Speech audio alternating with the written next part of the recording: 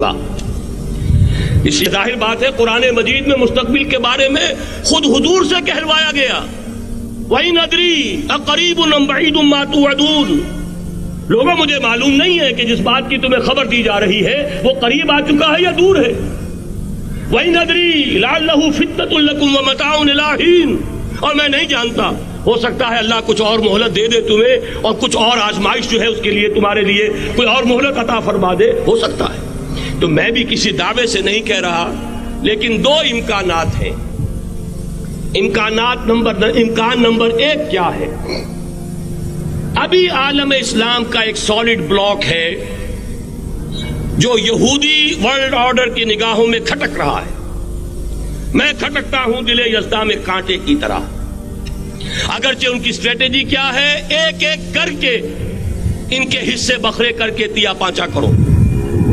ابھی وہ بلاک کون سا ہے؟ ایران ہے، افغانستان ہے، پاکستان ہے اور روسی ترکستان سے آزاد ہونے والی جو ریاستیں ہیں، یہ ایک سالڈ بلاک۔ یہ عجمی مسلمان عربی نہیں، عربی گئے، یہ نوٹ کر لیجئے، اس لیے کہ عربوں کو اللہ نے فضیلت دی تھی، محمد ان میں سے تھے صلی اللہ علیہ وسلم، یہ رتبہ بلند ملا جن کو مل گیا۔ لیکن ساتھ ہی اللہ نے دھمکی بھی دے دی تھی سورہ محمد میں، ان تتولوا یستبدل قوما غیرکم، اگر تم پیٹھ دکھا دو گے اس مشن کو جو ہم نے تمہارے حوالے کیا ہے، تمہیں ہٹائیں گے، کسی اور کو لے آئیں گے۔ اور یہ بات ہو چکی ہے 13ویں صدی عیسوی میں، 1258 میں جب سقوط بغداد ہوا ہے، عربوں کے ہاتھ سے عالم اسلام کی قیادت چھین لی گئی، معزول کر دیا۔ اس کے بعد قیادت کن کے ہاتھوں میں آئی؟ ترکوں کے ہاتھ میں۔ ترکان تیموری ہندوستان میں، ترکان صفوی ایران میں، ترکان سلجوقی مڈل ایسٹ میں، اور ترکان عثمانی کا تو کہنا ہی کیا ہے، وہ ایشیا مائنر سے چل کر آپ کو معلوم ہے کہ مشرقی یورپ کا کتنا بڑا علاقہ، دی گریٹ آٹومان امپائر اس صدی کے آغاز تک قائم تھی۔ اس صدی میں عجیب عجیب معجزے ہوئے ہیں۔ گریٹ آٹومان امپائر جو 3 بر اعظموں پر محیط، نام و نشان ختم۔ The great U S S R, نام و نشان ختم۔ اب تو روس صاحب ایک ملک کی حیثیت سے رہ گئے۔ یہ اس صدی میں دو اور وقت نہیں ہے میں اور آپ کو کیا بتاؤں، اس صدی میں تو بڑے بڑے عجیب عجوبے ہوئے ہیں، بڑی بڑی 2 عظیم جنگیں ہو چکی ہیں، تیسری جو ہے سر پر کھڑی ہے، دور نہیں ہے، جس کو حدیث میں کہا گیا ہے الملحمۃ العظمی، تاریخ انسانی کی عظیم ترین جنگ، اور وہی صلیبی جنگ جس کا آغاز بوسنیا سے ہو چکا ہے۔ بہرحال اس وقت جو میں کہہ رہا تھا، ورنہ میرے پاس تو یعنی یہ کہ درد دل کہنے کے لیے وقت نہیں ہے، مجھے اپنی بات کو محدود کرنا پڑ رہا ہے، لیکن میں اب آ رہا ہوں اصل موضوع کی طرف، کہ ایک امکان تو یہ ہے کہ اس بلاک میں اسلام کا احیاء ہو، اور اس کے لیے کچھ نویدیں بھی موجود ہیں احادیث نبویہ میں۔ وہ تو آپ نے سنا ہوگا اقبال کا شعر، میرے عرب کو آئی ٹھنڈی ہوا جہاں سے، میرا وطن وہی ہے، میرا وطن وہی ہے۔ حدیث میں آتا ہے یخرج ناس من المشرق یؤتون للمہدی، یعنی سلطان ہی، مشرق سے فوجیں نکلیں گی کہ جو کہ مہدی کی حکومت قائم کریں گی، اور یہ ہوں گے حضرت فاطمہ کی نسل ہی سے رضی اللہ تعالی عنہا، لیکن عالم عرب کے اندر پھر ایک طاقت بن کر ابھریں گے، باطل کی قوتوں کے خلاف جہاد کریں گے، لیکن ان کو مدد آئے گی 2 طرف سے، ایک زمینی مدد آئے گی مشرق سے، ایک آسمانی مدد آئے گی۔ عیسیٰ ابن مریم کا نزول، حضرت مسیح علیہ الصلوۃ والسلام جو زندہ آسمان پر اٹھائے گئے تھے، نازل ہوں گے، اور در حقیقت ان 2 مددوں کے نتیجے میں پھر یہود کا قلعہ قمع ہوگا، اور یہی گریٹر اسرائیل ان کا گریٹر گریو یارڈ بن کر رہے گا، عظیم تر قبرستان بن کر رہے گا۔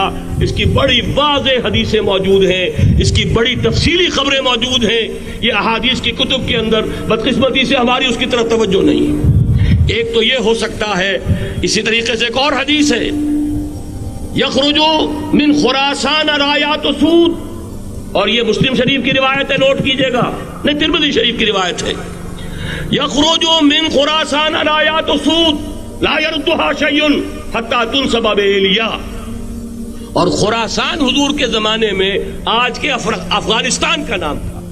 جتنا خون یہاں پر خلوص کے ساتھ دیا گیا ہے، اس کی مقدار بھی کم نہیں ہے. یہاں سے خیر برآمد ہوگا. اور دوسری بات اپنے بارے میں نوٹ کر لیجئے، یہ پاکستان، بچا کھچا Pakistan, what remains of Pakistan, یہ اصل میں ہے کیا؟ مولانا بہت خوبصورت انداز میں فرما رہے تھے، یہ 313 نہیں تھے، اسلام تھا. اسی طرح نوٹ کیجئے، پاکستان نہیں ہے، 4 صدیوں کی تجدیدی مساعی کا حاصل ہے. آپ نے کبھی نوٹ کیا ختم نبوت کے بعد اب سب سے اونچا منصب کس کا ہے؟ مجددین. سنن ابی داؤد کی روایت، ان اللہ یبعث فی هذه الامہ علی راس کل 100 عام من یجدد لها دینها. اور نوٹ کیجئے کوئی بات ہے، 1000 برس تک سارے مجدد عالم عرب میں پیدا ہوئے. جیسے ہی دوسرا 1000 سال شروع ہوا، الف ثانی کا مجدد اعظم شیخ احمد سرہندی کہاں تھا؟ صنم خانہ ہند میں. حاضر ہوا میں شیخ مجدد کی لحد پر، وہ خاک کے ہے زیر فلک مطلع انوار، گردن نہ جھکی جس کی جہانگیر کے آگے، جس کے نفس گرم سے ہے گرمی اعراض. وہ پھر 12ویں صدی کا مجدد اعظم امام الہند شاہ ولی اللہ دہلوی، 13ویں صدی کا مجدد اعظم سید احمد بریلوی، اس کے خون کا امین اور اس کے ساتھ کے شہداء کے خون کا امین، ان کے جسموں کا امین. آپ کا خطہ ہزارہ، آپ کا خطہ سوات، اس میں ان کی جانیں ہیں جو دی گئی ہیں. اور وہ نہایت میں آپ سے عرض کر دوں، دور صحابہ کے بعد اتنا خالص اسلامی جہاد پوری مسلمان تاریخ میں نہیں ملے گا جتنا وہ تحریک شہیدین کا. 14ویں صدی ہجری میں شیخ الہند جیسا مجاہد اعظم کہ انگریز نے گرفتار کر کے قید بھی کیا ہے، تو کہاں؟ ہندوستان میں نہیں، کہاں؟ جزیرہ سائرس، کیا نام تھا؟ مالٹا، جزیرہ مالٹا بحر روم میں. اقبال کے نفس سے ہے لالے کی آگ تیز، ایسے غزل سرا کو چمن سے نکال دو. کہیں ہندوستان کی کسی جیل میں ہوا تو شاید اس کے نفس کی گرمی ہی سے کوئی حرارت پیدا ہو جائے. اور اسی صدی میں 14ویں صدی ہجری میں اقبال جیسا مفکر، اسی 14ویں صدی ہجری میں مودودی جیسا مصنف، اسی 14ویں صدی ہجری میں مولانا الیاس جیسا مبلغ رحمہم اللہ، عظیم شخصیتیں. آج پورے عالم اسلام میں آپ کو تبلیغی دوست ملیں گے. یہ کہاں سے شروع ہوئی تحریک؟ دہلی کی ایک چھوٹی سی مسجد سے. وہ مسجد بنگلے والی اب تو بڑی عالیشان ہو گئی ہے، جب وہاں شروع ہوا تھا کام بڑی چھوٹی سی مسجد. یہ سارے کام یہاں کیوں ہوئے؟ پورا عالم اسلام آزاد ہوا، کہیں نعرہ اسلام کا نہیں لگا، کہیں عرب قومیت پر، کہیں کسی اور عصبیت پر تحریکیں چلی ہیں. صرف تحریک پاکستان تھی کہ پاکستان کا مطلب کیا؟ لا الہ الا اللہ. کوئی سبب ہے کہ یہاں قرارداد مقاصد پاس ہوئی، حاکمیت اللہ کی ہے کہ اکبر نام لیتا ہے خدا کا اس زمانے میں.